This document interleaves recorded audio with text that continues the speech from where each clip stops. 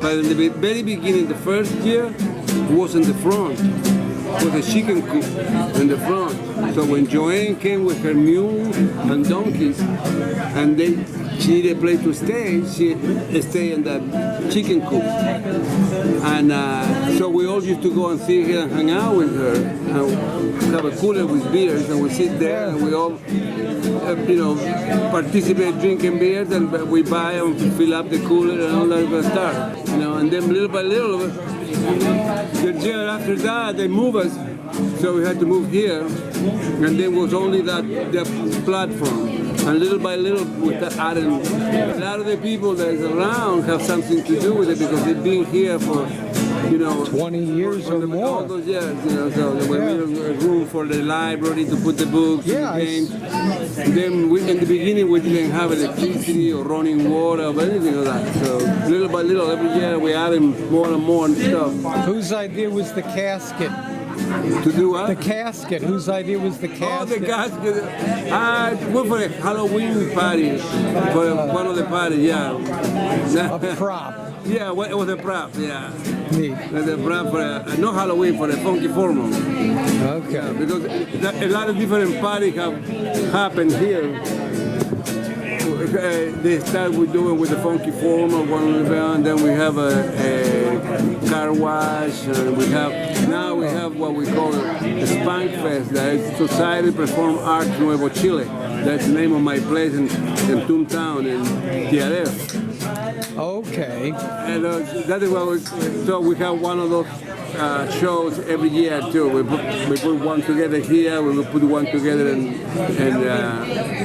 Texas Rainbow Song Festival in the campground. Have you been there? I was only to TRF once, and you can't see it all in one day. Yeah. Well, there is a neighborhood next to it. That's what I heard. Toontown. Yeah, Toontown. Yeah, I have a place there too for many years. Yeah. A lot of the people that I know here, I know from there, or they live in my place. Or right. Many years ago, at one of the dinners that we had after the fair, or breakfast, I don't remember which it was, but many of us were out eating, and I was sitting there, as I will, making origami things out of the paper on the table, the napkins or the menu or whatever they had. I was making a paper crane. And as I picked it up to make the first preliminary crease in the air with my fingers, Bob, with fire in his eyes, came across the table at me like a madman and snatched the paper away from me and said, "Don't ever do that." I said, "What?" "Crease the paper in the air like that in your fingers. It makes me crazy. Don't do that." I said, "Okay, all right." And I didn't do that until the next time. And I forgot. And sure enough, I got about an inch of paper creased in the air, and Bob went, "No!" And I said, oh yes, I remember. Sorry about that." So from then on, whenever I did origami in Bob's presence, I had to do the folding on the tabletop. You couldn't do origami in the air on your fingers. Didn't mind it on the tabletop, but in the air on your fingers, oh no. So that's my Bob story. Thank you so much. Following on the heels of the last Bob story, I didn't realize how such a congenial, very mellow, mild person could suddenly turn almost vicious on you. But if you folded the paper wrong, he was out. That was it. It was. He was that. Oh yeah, no, that's the only thing I know of that really set him off. And he was more than. He caught me twice, and after that I learned you just take it and you just kind of. I just started pressing the paper. I wouldn't even try to slide. You can't slide anything over it. Oh my heavens! Yeah, oh yeah, no, that was Bob had many traits, quirks. Yes, but that one was his only one. I saw him get a little violent over. Hey dear. I remember one time we were playing at TRF and we were playing the Butterfly, and the way that Bob always played was always kind of lilting and like these floating melodies through anything anyway. And one time we were going through the melody and I just remember seeing this butterfly fly around the gazebo once, twice, and it felt like just one of those moments where time just slowed down and stood still and everything. I mean, I learned so much playing from Bob, just about, you know, counterpoint, counter melodies. Just, you know, you can play a song without playing the song in a way and still play to the song. Just communicating in those ways, being conversational with each other. He left a great legacy, and I'm very happy to be able to be here and be a part of celebrating the life of this great man. We're going to call you probably in the 7:30 to 8:30 range. You're starting the third set, basically. Okay, and what were you going to post on the event page the address of the YouTube? The what? The YouTube live stream. You're going to post on the webpage, the YouTube live stream. Tell me where you want me to post it. We'll post it probably on that event page. On the event page? Yeah. Yeah, all right, the event page. Please. All right, we will. And we'll see Thank you. you. We'll see you around I love all 7:30. you people. Love you This too. is very funny. Bye. Bye.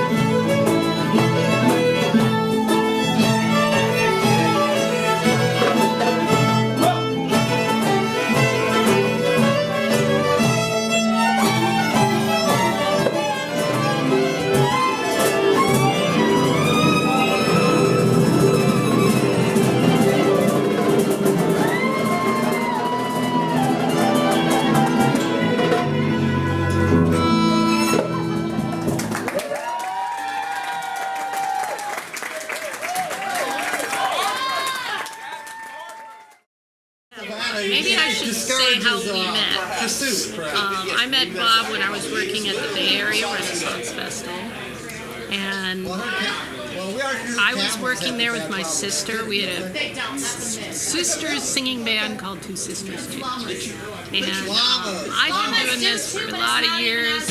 I was very aware that we had a home group of performers, and then there were performers who'd come in regularly who were from out of state. And for me, it was very important to help them feel like they were one of the family. So I would go out of my way to introduce myself and tell them, okay, we're all getting together at this restaurant after. And I just wanted everybody to feel welcome.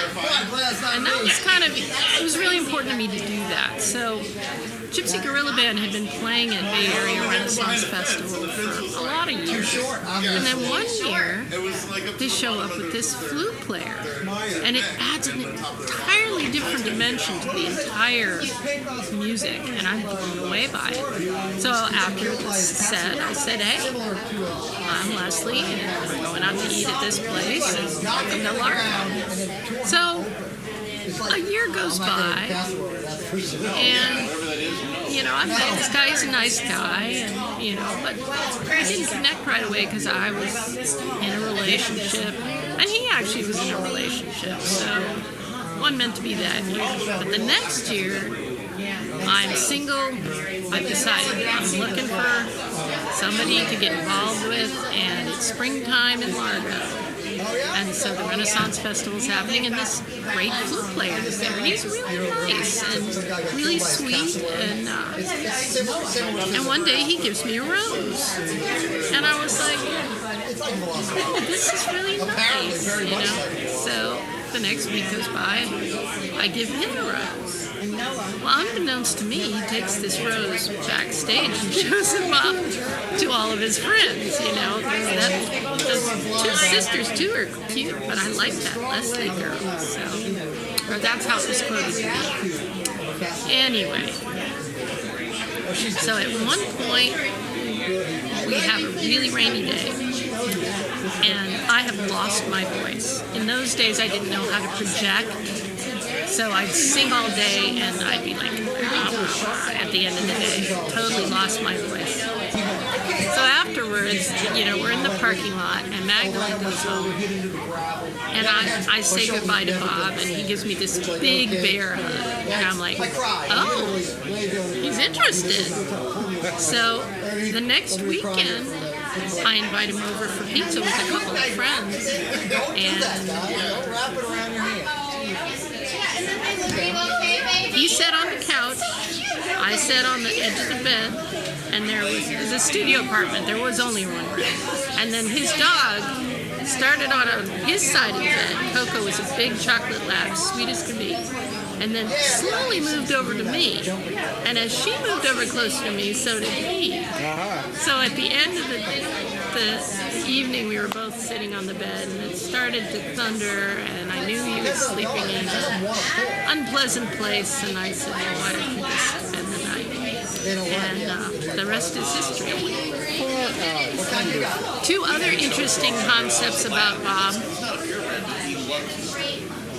He had met my mother in 1991, before he and I ever got together. She was working, she was newly divorced, working at the Renaissance Festival just to keep her mind off things. And she sat down with this guy, and they got to talking about relationships. And they both came to the conclusion that it was better to be alone than be with the wrong person. So when I go to bring him over to meet my mom, the first thing she goes is, oh, it's you! And immediately approved of my choice because she knew that he was somebody you could talk to and who would empathize and sympathize. The other thing is in Madison, Wisconsin, when I was 6 years old, Bob's uncle came over to dinner. A dinner party held by my mom and my father. My father worked for Rayovac Corporation, and so did Bob's uncle. And his uncle came over for dinner, and so it was only in talking to Bob years and years later that realized that they both worked for the same corporation. So Bob goes to his uncle, and his uncle goes, yeah, I remember that. I remember Dave Taper, straight shooter. And he had one of those memories. He remembered what they had for dinner that night. So a lot of little spooky things. I met Bob. I knew he was the one. I stopped looking at anybody else. He felt the same way about me. And it was lovely because I know our time together has been cut short, but I really feel like I made the most of the time I had with him. And, you know, he's a lovely man. I don't regret a single moment of being with him. Thank you for sharing. Thank you, Steve.